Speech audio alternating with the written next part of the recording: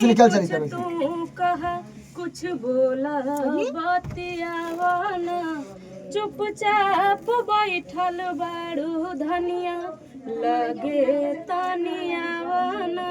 वाह क्या बात है। कुछ हम कहीं कुछ तू कहा कुछ बोला बतियावाना चुपचाप बैठल बाड़ू धनिया लगे तनियावाना। बोले लॉन्ग मना दी का फेसबुक पे पैसे